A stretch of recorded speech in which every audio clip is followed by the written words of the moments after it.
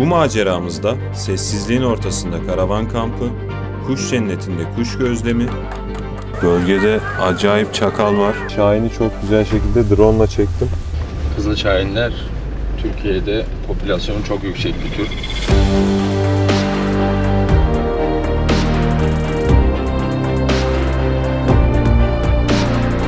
Çantasız çıkacağız. Dikkat etmemiz lazım. Ve mükemmel bir zirveye tırmanıp yamaç paraşütüyle uçarken bize eşlik edin.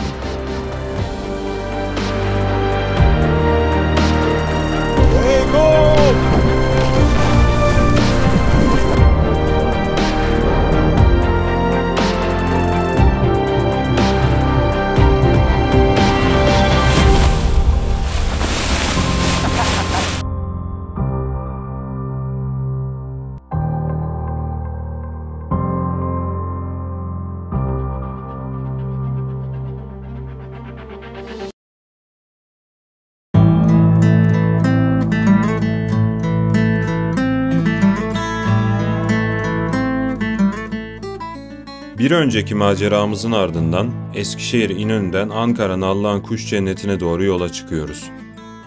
Bu iki ilçe arasında bulunan Sarıcakaya mevkisi, doğal yapısı, ormanları ve vadileri ile yolculuğumuzu çok keyifli hale getiriyor. Hedeflediğimiz noktaya varmamız akşam saatlerini buluyor. Karanlıktan dolayı net bir kamp alanı belirleyemiyoruz.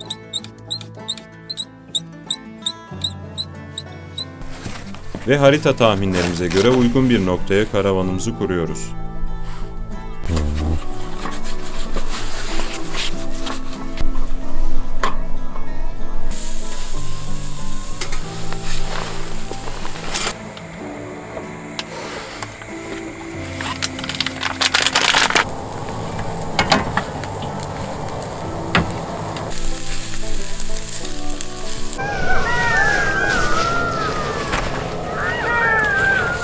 Evet, bölgede acayip çakal var. Şu an dört köşeden, her yerden çakal sesleri geliyor. Işık tutunca da artırıyorlar, niye ki? Nallıhan Kuş Cenneti'ne ulaştık. Hava kararınca ulaştık ama aslında böyle bilmediğiniz bir yere kampa gidiyorsanız hava kararmadan ulaşıp kampı kurmak en sağlıklısı. Geldik, kurulduk ama etrafımızda ne var bilmiyoruz.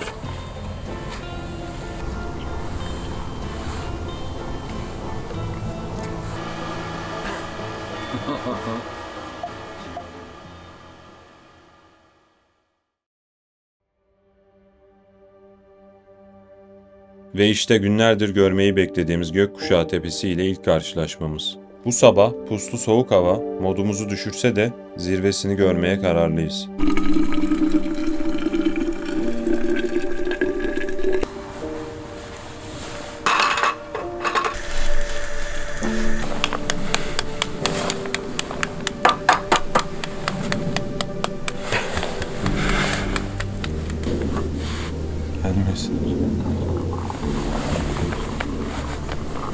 Nallıhan Kuş Cenneti'ndeyiz. Gökkuşağı Tepesi arkamızda efsanevi şekilde duruyor. 10 milyon yıllık Gökkuşağı Tepesi. Hedefimiz zirvesine çıkıp tırmanıp uçarak inmek. Arazi şartları şu an çok uygun değil. Yağmurlu günler geçti. Bayağı bir çamur var. Yarın yağmur beklenmiyor. Arazinin kurumasını ümit ediyoruz. Geceyi burada geçireceğiz ve yarın tırmanıp uçmayı deneyeceğiz. Bu arada Nallıhan Kuş Cenneti adından da anlaşılacağı gibi kuşlarıyla çok zengin bir bölge. Tabii mevsim itibariyle asıl popülasyon şu an burada değil. Evet. Bahar aylarında burası balıkçıl kuşların menbaı oluyor. Şu anda da Ömer'in kuş gözlemdeki profesyonelliği sayesinde bayağı bir kuş görüntülemeyi başardık. Çok uzakta bir ağacın tepesinde bir kuş olduğunu görüp türünü bile söyleyebiliyor. Ben nasıl gördüğüne bile hayret ediyorum. Ne gördün mesela şu an? Taş kuşları var. Fotoğraflarını çekebilirim. Birkaç tane uzaktan al, sonra yaklaşacağım iyi çekmek için. Hadi. Devam ediyoruz. Ne gördün abi?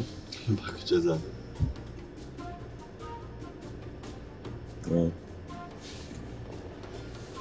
Burada bir İspinozlar var. kerkenez de gördüm bu arada.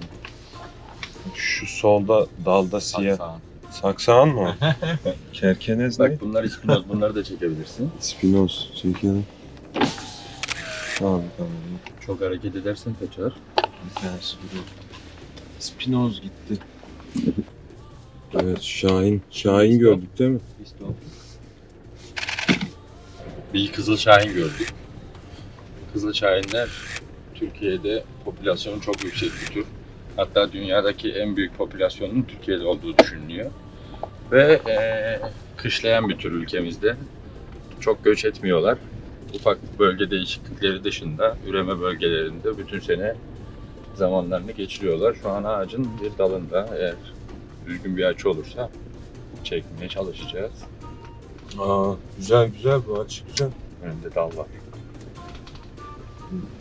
Orada sazlık var. öbür tarafına. Kalktı yine.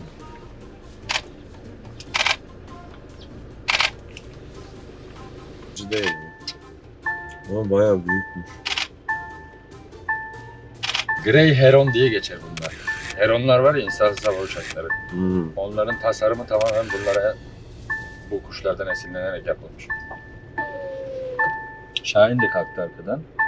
İkisini birlikte yakalar mısın? Aa, tam arkasından geçiyor. Bu bir tepeli toygar. Tepeli toygar. Evet. Yakışıklıymış ama. Saçlarını arkaya taramış. Senin bu yamaç paraşütüne olan ilgin kuş gözlem sevdandan mı geliyor acaba? Çocukluğundan beri kuş gözlüyorsun. Yani kuşları çok severim ve özellikle de yırtıcı kuşlar benim hobim. Onların da uçma özgürlüğü belki de beni bu spora girmeye tetiklemiştir. direkt öyle bir şey diyemem ama. Çocukken uçanları çekiyordun, şimdi kendin uçuyorsun. Çok güzel. Sen? Az önce kavağın, yüksek bir kavak ağacının zirvesinde incecik bir dalda duran şahini çok güzel şekilde drone'la çektim. Şu anda doğru da uçuyor. Oraya mı gitmiş? Uçuyor bak. Ha, uçuyor. Harika. Termik mi dönüyor? Yani bulabilmişsin. Süzülüyor falan. Çok kaldırıcı değil ama dönüyor. Drone'la etrafında dönüp güzel bir görüntü aldık. Doğanı çekebildin mi sen? Şu ağaçta doğan görüntü. Çok karanlık oldu ışık dolayısıyla. Gökyüzüne Başka bakıyorduk. ne gördük? çünkü. Saksağın. Ağaç serçesi gördük, saksağın gördük. İspinozları gördük. Taş kuşu gördük. Tepeli toygar gördük. Buralarda Görmeye de devam edeceğiz. kartallar da yaşıyor diye duymuştum. Hatta görüntüleyenler olmuş. Bölgedeki coğrafi şartlar çok uygun kartalların yaşaması için ki Ankara ve Bolu bölgesi oldukça yüksek kartal popülasyonuna sahip. Yarın inşallah biz de kartallar gibi gökkuşağı tepesinden süzüleceğiz. Evet. Tırmanış beni biraz korkutuyor ama. Yani zorlu bir ekspedisyon olacak. Çünkü zemin çok zorlu. Çok fazla mineralin, kayacın karışmasıyla oluşmuş yumuşak bir zemin. Killi toprak gibi. 10 milyon yıllık bir oluşum. Sabah uyandığımızda da karavanın tam karşısındaki yaklaşık 700 metre falan uzaktaydı ama araziye dizilmiş yüzlerce angıt grubu vardı. Evet, angıt sürüsü tarlada besleniyorlar. Ömer daha karavandan çıkmamıştı. Ben dürbünle baktım, bu ne ya dedim. Kahverengi bir de. Evet, kızım. Acayip hoşuma gitti. Değişik bir şey sandım da angıtmış. Ne abi angıt? Angıt bir ördek türü. Aslında doğada ve insanlar tarafında sadakatiyle bilinen bir ördek türü. Çünkü angıtlar eşi öldüğünde başında bekler ve açlıktan, susuzluktan kendisi de ölür. Tek eşlidir angıtlar. Hadi ya. Öyle de günümüzdeki nankör insanların sahip olamadığı Bu ne bağladık abi? o sadakate sahipler. Bu gerçek mi, rivayet mi? Yani yaşanırken Rivayet görülmüş bir şey. denilecek kadar şey değil, soyut değil, gerçek denilecek kadar ispatlı değil. Sonuçta bir angıtla konuşamıyorsunuz. Eşim öldü, ben de onu bekliyorum demiyor ama bunun birçok örneği mevcut.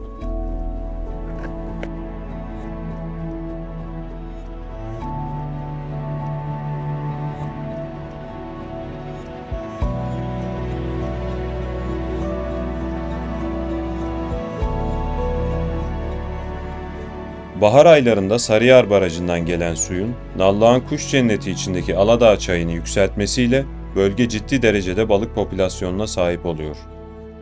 Ve burası balıkçıl kuşlar için gerçekten bir cennet haline dönüşüyor. Yuvalarını suyun civarında yapan kuşlar, göç zamanına kadar bölgeden hiç ayrılmadan barınma ve beslenme ihtiyaçlarını burada karşılıyorlar.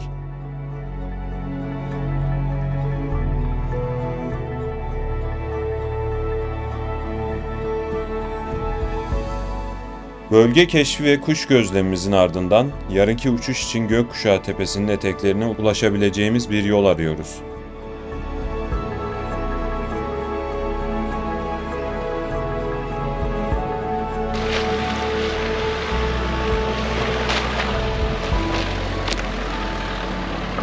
Sola yasla. Kepçe de oradan gitmiş. Evet, Gökkuşağı Tepesi karşımızda. Oradan uçuş yapabilmek için tırmanışa başlayacağımız yeri belirlemeye çalışıyoruz şu anda. Eteklere ne kadar yaklaşabilirsek o kadar iyi. Fakat tam tepenin dibinde zirveye yürüyüşü yapabileceğimiz uygun eğimli alanları bulduk. Hatta şimdi gidip karavanı buraya getireceğiz.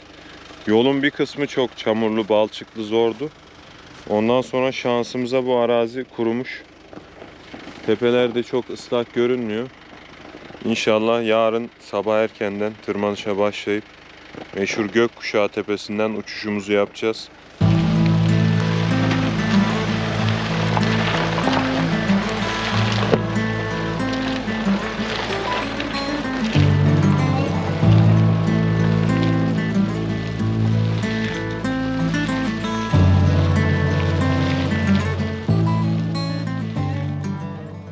Bu tip yolculuklara çıkmadan önce yapmak istediğimiz şeyleri hayal ediyoruz. Belli kalıplar içerisinde planlıyoruz. Ancak plan dışında birçok şey yaşayabileceğimizi de biliyoruz. Bu yüzden yola çıkarken her zaman mühim olan varmak değil yolda olmak mottosuyla ilerliyoruz. Bu muhteşem manzaranın ve atmosferin içinde sadece karavanda çay içip dönsek bile muhtemelen üzülmeyiz. Bu noktaya gelebilmek bizim için çok önemliydi. Çünkü araç yolundan tepenin eteklerine kadar inanılmaz bir ova var, tarlalar var. Oralara eğer paraşütlerle yürüyecek olsaydık bu iş bizim için çok zor olacaktı. Buraya da aslında ilk başta giremeyeceğimizi düşünüyorduk. Çünkü tarlaların girişi hep bataklık derecesinde çamur olmuş ve birçok araç batmış, teker izlerinden belli. Neyse ki biraz daha az böyle zemini sert olan bir yer bulduk. Biraz daha az çamurlu. Oradan bata çıka buraya geçtik. Güzel bir uçuş olur inşallah Ömer hocam, ne diyorsun? Bugün kendimi zor tuttum çıkmamak için. Evet. Yukarı çok güzel görünüyor. Umarım gördüğünüz zirveye yarın emniyetli bir şekilde çıkıp emniyetli bir şekilde uçabiliriz inşallah. Buradan daha önce uçan oldu mu bilmiyorum. Bayağı bir araştırdım. Hiç denk gelmedim. O yüzden herhangi bir veri bulamadık uçuşla alakalı. Tüm topografyayı, uçuş koşullarını Ömer hocam tecrübeleriyle değerlendiriyor. Burada yaradan şov var, yaradan. Bak şu arkamdakine bir bak. Yarın onu tepeleyeceğiz. Yarın eğer böyle bir patlak rüzgar, şiddetli yüksek rüzgarlar olmazsa uçuş için herhangi bir engel yok gibi. İniş alanı da gayet güzel. İnilecek yerler de gayet güzel. Sadece rüzgarın çok yüksek olması ya da yağış dışında bir problem yok. Yani şurada bir tane ince geçilmesi zor gibi görünen bir yer vardı haritalardan baktığımda. Şimdi insanların geçtiğini ayak izlerinden görebiliyoruz. Bir tane yer var ya. O da o gri ve kızıllığın buluştuğu ilk yer. O çok ince bir patika var orada. Onun dışında ileride yol daha rahatlıyor ve gerisindeki tepede yürüyüş için gayet uygun.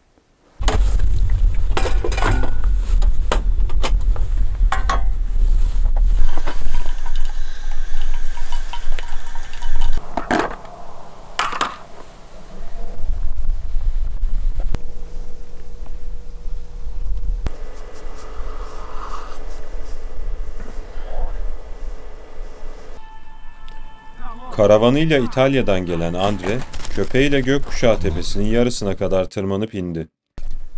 İndikten sonra buranın mükemmel olduğunu ve çok beğendiğini söyledi. Ancak neden kimse ziyaret etmiyor, herkes Kapadokya'ya gidiyor gibi bir serzenişte de bulundu. Drone'u aktif track yapacağım. Çekemezsen görüntü olmayacak. O zaman önce ben kalkayım. Geçenki gibi yapacağız.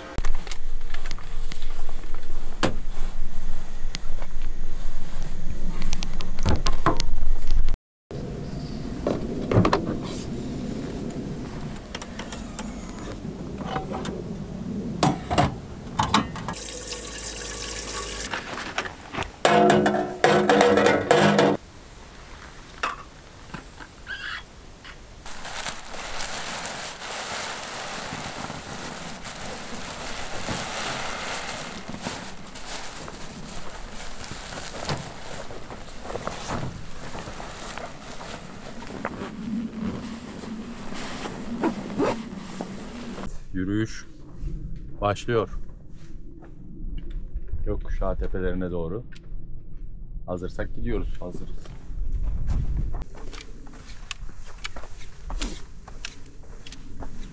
Yoruldum.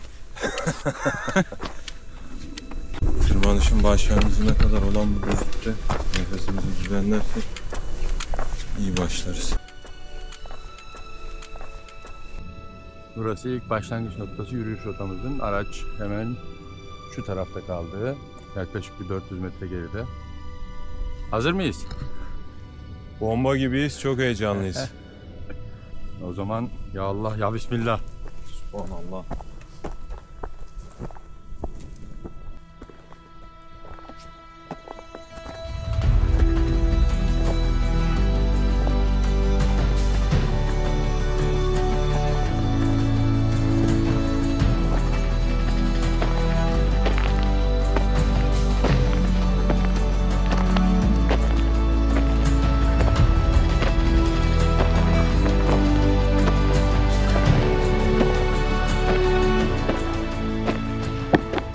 Dik yamaçlardan çıkıyoruz.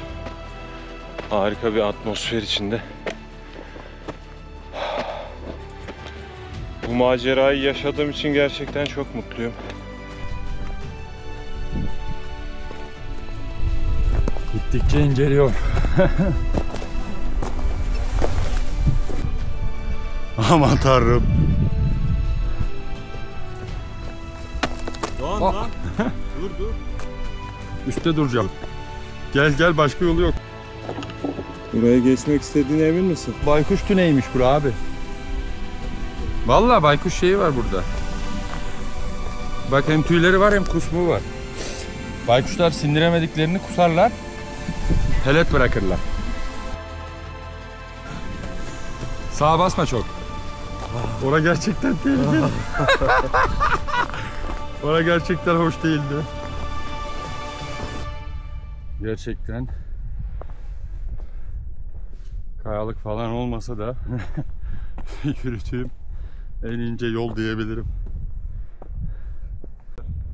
Kenarlara basma hiç. Laybo! Kötü düşen ha! Ayağın onunla gider. Evet, çok riskli bir noktaya geldik. Kesinlikle hataya yer yok. Deniyorum. Dikkat. Ayağını yere sapladığından emin ol. Buralara sakın tutunma. Ayağını sabitlediğinden emin ol. Bastığın yeri yokla. Çok sabit değil. Şu an hiç hoş hissetmiyorum. Çünkü yukarıda izler var. Şöyle yapacağız. Çantasız çıkacağız. Kendimizi hafifletmemiz lazım. Çantanı çıkar çık. Ben çantaları atayım. Ben geleyim. Çantayı düşürürsek. Düşürmeyiz ya. Yere oturur çekersin. Tamam. Çantayı çıkar yere bırak. Kendini öne, ağırlık merkezini yatır. Toprağa yamana yamana. Sakın düşürmeyin. Bak. Şuraya merdiven açayım mı? Burayı kagaran. Şu en azından üstünü sileyim.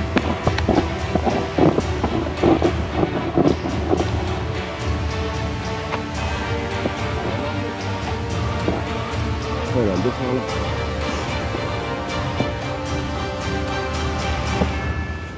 Öne eğil. Kafanı yere, dizini yere yakın.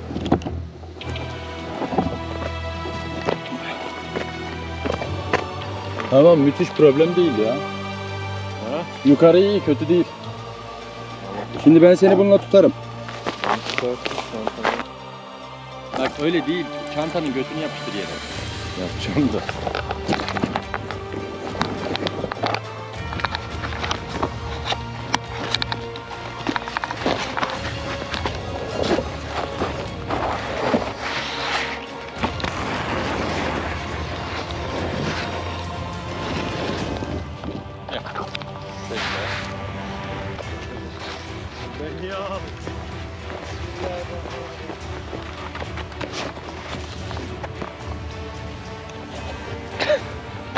Sağ aldım ağırlığını. Solu nereye basacağım? Ver sahilini. Sahilini de bana ver. Sahilini bana ver. Çok dışa basma dizini. Sahilini bana ver. Heh. Gel yukarı biraz rahatla. Gel.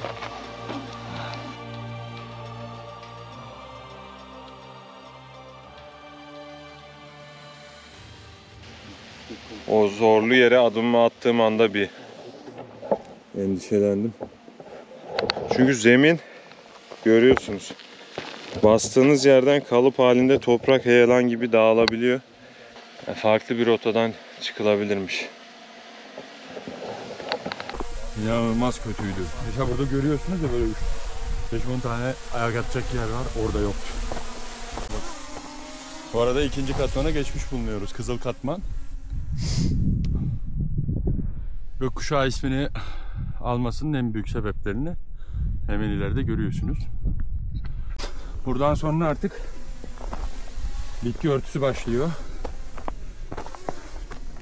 Toprağın biraz daha canlı yaşamına elverişli olduğu kısmına doğru ilerliyoruz. Şimdi ne yapacağız? Soldan ya da sağa bakalım. O zaman dik çıkıyor. Şurada bir iz var.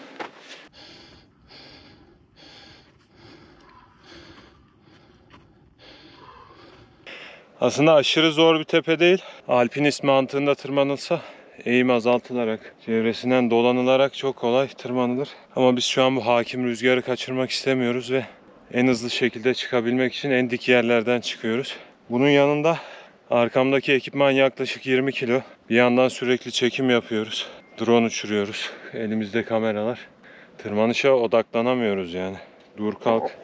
Nefes düzeni de yok. O yüzden zorlu bir yolculuk oluyor. Zirveye artık çok yakınız.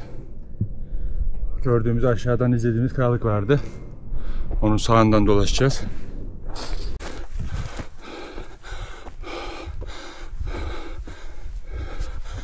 Son zirve yürüyüşü. İlginçtir, tepenin ön tarafı toprak hayli kurak, kuru, çatlamış. Arka tarafta bir o kadar ıslak. Güneşi aldığı açıya bağlı olarak tepenin arka tarafı hiç kurumamış. İşte bu. Yes.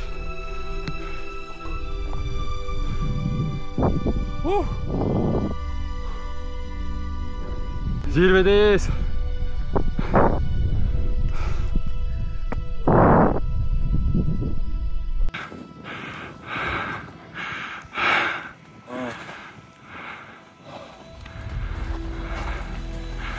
Ve çubuk çarpmışlar. Gidelim de onun yanına. Önden buyurun. Öyle mi bekliyordun? Evet. Çok incesin.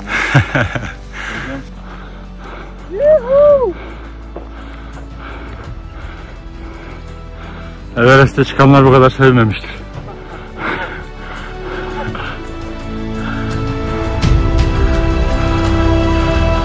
İşte manzara.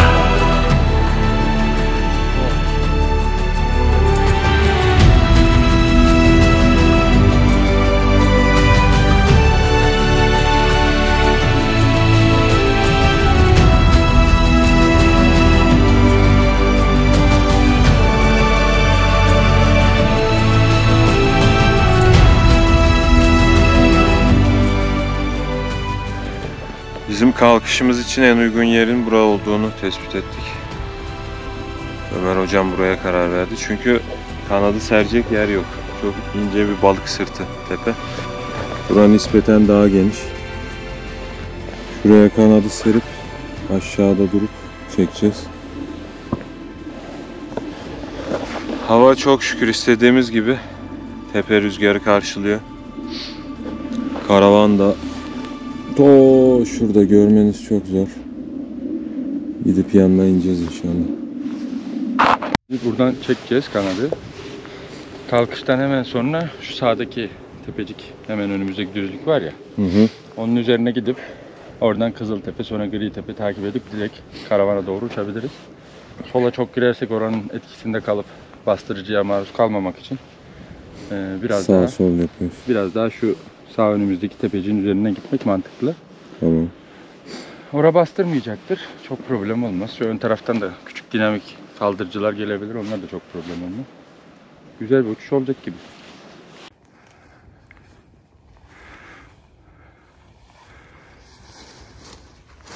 Kontrol et. Evet, artık son etap. Hazırlıklarımız tamam. Kalkış için uygun rüzgarı bekliyoruz. Kanat rüzgarı karşıladığı anda kalkışı yapacağız.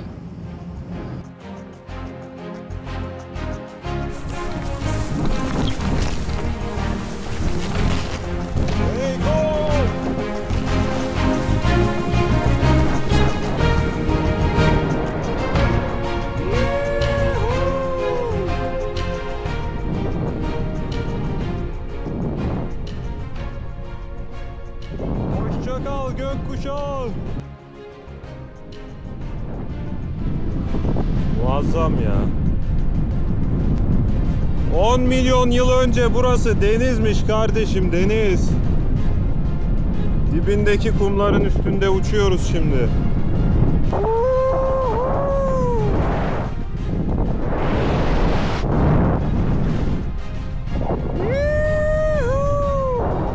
Evet. Zorlu bir tırmanışın ödülü.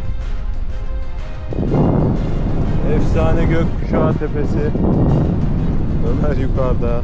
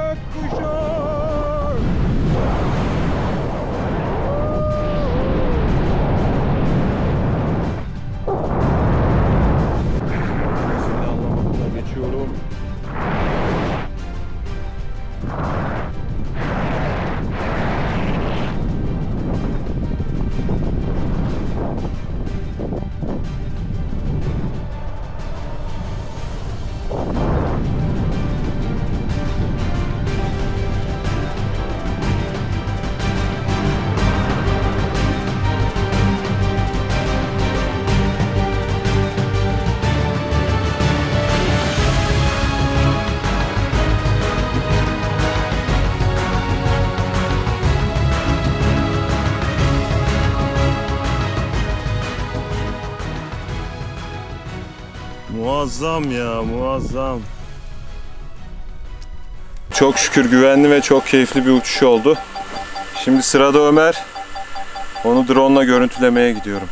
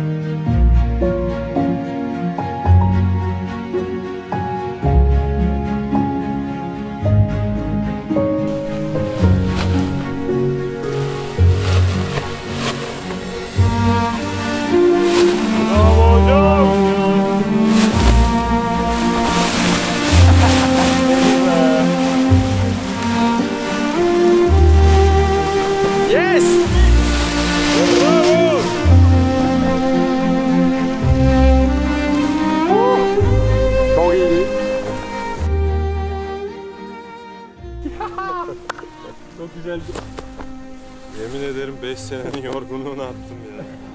3 günde.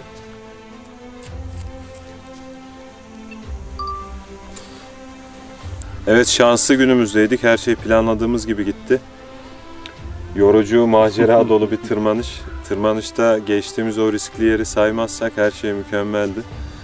Çok da güzel bir uçuş oldu. Başta Ömer hocama teşekkür ediyorum. Yamaç paraşütü alanındaki uzmanlığı sayesinde buradan güzel bir uçuş yaptık. Sen neler söylemek istersin? Çok eğlendim. Zaten normal bir tepeye araçla çıkıp uçmaktan çok daha keyifli bir organizasyon. Çünkü bazı zorlukları aşmanız gerekiyor. Zorlukların arkasından gelen böyle keyifli şeylerse paha biçilmez değerde oluyor. Bunu yıllardır yapıyoruz. Bisiklette de böyleydi bu. Ne kadar zorlanırsak o kadar eğleniyorduk ve mutlu oluyorduk. Bugün de tıpkı o günlerden biriymiş gibi hissediyorum. Sanki 200 kilometre bisiklet sürmüş gibi hissediyorum. Kesinlikle. O yüzden çok eğlendim. Harika bir karavan kampı deneyimiydi. Benim için ilkti. Böyle olması da çok eğlenceli oldu. Bu yüzden ben de sana teşekkür ediyorum abi.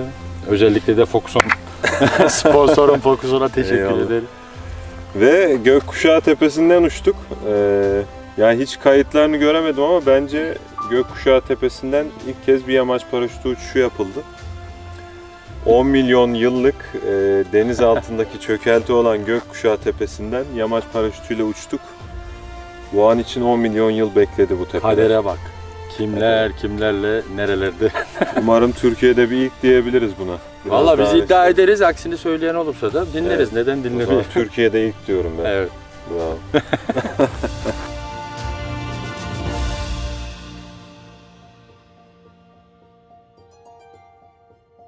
Ve unutamayacağımız birkaç gün daha anılarımız arasına eklendi. Şimdi geldiğimiz gibi gidiyoruz buradan.